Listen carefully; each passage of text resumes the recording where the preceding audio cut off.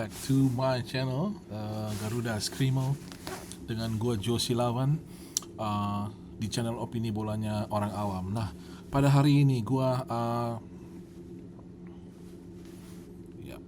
this is looks like. Oke, pada hari ini gua akan sharing sedikit dan membahas mengenai Garuda Calling Indonesia U23 ya.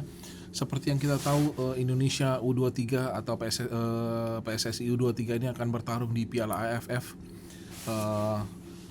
U23 ya, yang akan dilangsungkan dari tanggal 15 sampai 29 Juli. Dan cukup menarik karena Indonesia ada di grup A bersama Brunei, Malaysia, dan Filipina ya. Jadi pertemuan dengan Malaysia kali ini cukup menarik ya.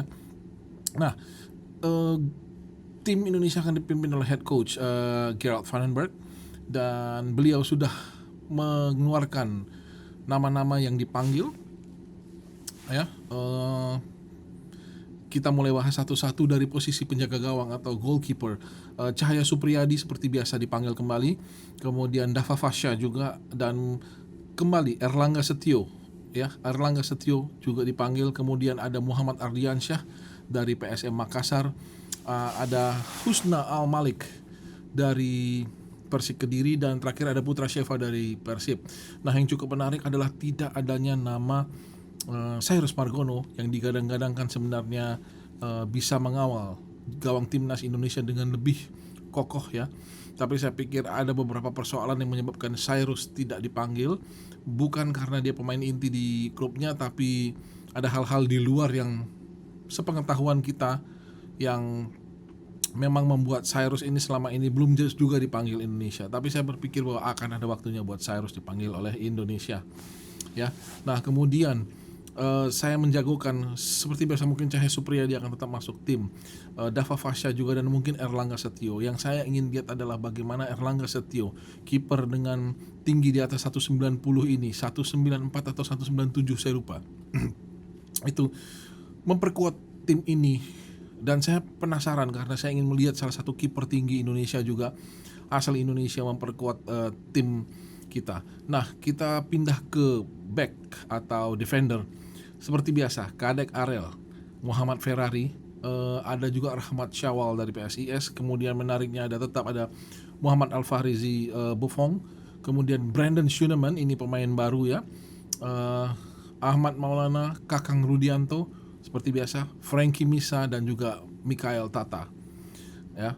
Saya pikir nama-nama ini semua cukup mumpuni untuk mengisi lini belakang, dan memang tidak ada pemain diaspora yang dipanggil kali ini. Tapi kita ada satu pemain yang bukan orang asli Indonesia namun lahir dan tinggal di Indonesia, itu Brandon Schuneman ya, dari keluarga Schuneman. Jadi ini cukup menarik buat kita lihat bersama bagaimana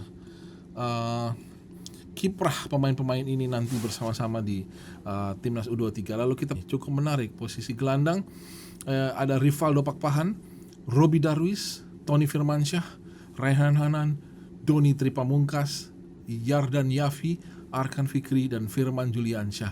Jadi menurut saya juga tidak ada yang terlalu mengejutkan di posisi gelandang ini, hanya memang tidak dipanggilnya pemain-pemain di bawah U23 yang biasa bermain di tim senior seperti Ivar Jenner sebagai contoh. Kemudian di lini belakang tidak adanya Justin Hubner, itu saya pikir cukup wajar karena mungkin ingin memberikan tempat kepada pemain baru, dan kemudian juga memberikan waktu dan fokus para pemain-pemain yang sudah main di tim senior ini untuk pertama ada dari mereka yang belum memiliki klub, kemudian juga untuk lebih berkonsentrasi dan memfokuskan pemikirannya ke round 4 nanti di bulan Oktober. Di lini serang, sekarang kita pindah ke lini serang, ada Victor Detan. Kita punya peluang melihat lagi bagaimana Detan di sebelah kanan. Kemudian ada Altaf India Rizky dari Persis Solo, Hoki Caraka dipanggil, Jens Raven, ini suatu nama yang cukup menarik ya, pemain yang bermain di Dordrecht ini, karena Jens sendiri masih berusia 19 tahun, tapi saya pikir Vandenberg tahu apa yang dia lakukan, dan saya yakin Jens Raven akan menjadi ujung tombak yang sangat bisa diandalkan di U23 ini. Kemudian ada Dominikus Dion, Rahmat Arjuna, dan Ahmad Wadil ya. Dominikus dari PSS Sleman, Rahmat Arjuna dari Bali United, dan Ahmad Wadil dari Malut United. Jadi luar biasa kita lihat tim ini adalah tim yang saya percaya adalah tim yang kuat, di belakang ada Kadek Arel dan Brandon Schuneman. Kemudian saya sangat berharap ya, walaupun mungkin Cahaya Supriyadi bisa tetap mempertahankan posisi pertamanya, namun tidak ada salahnya mencoba Erlangga Setio jika ada pertandingan uji coba dan melihat bagaimana penampilan dia. Karena saya pikir untuk bola-bola crossing, bola-bola atas, Cahaya Supriyadi masih belum terlalu meyakinkan ya. Itu terlihat di Piala AFF. Berkali-kali Cahaya agak kesulitan mengambil bola-bola silang seperti pada umumnya kiper-kiper Indonesia yang tidak terlalu tinggi. Kemudian untuk di gelandang ada Rivaldo Pakpahan, ada Raihan Hanan, kemudian ada juga Arkan Fikri, Donitri. Saya pikir kita tidak perlu khawatir. Kemudian di lini depan Victor Detan, Jens Raven dan juga Dominikus Dion. Ya, itu juga merupakan pemain-pemain yang bisa diandalkan. Nah, kita tunggu bagaimana kiprahnya, bagaimana perkembangannya, siapa yang akan dicoret, ataukah akan dibawa semua dan kemudian hanya beberapa yang didaftar, hanya 23 yang didaftarkan ke DSP untuk nanti AFF U23 ini. Tapi saya percaya bahwa inilah tim terbaik saat ini. Tidak adanya Rafael Struik juga saya pikir cukup baik untuk Rafael, karena Rafa punya waktu dan berkonsentrasi untuk bisa mencari klub yang terbaik yang memberikan menit bermain buat dia. So everyone, terima kasih sudah menonton video saya kali ini. Jangan lupa like videonya dan subscribe channelnya. Bantu saya untuk target dalam 2,5 bulan, 3 bulan ke depan untuk 1000 subscriber. Jadi share buat teman-teman kita, baru saya mencapai 449 secara organik ya. Okay, thank you so much and until next time.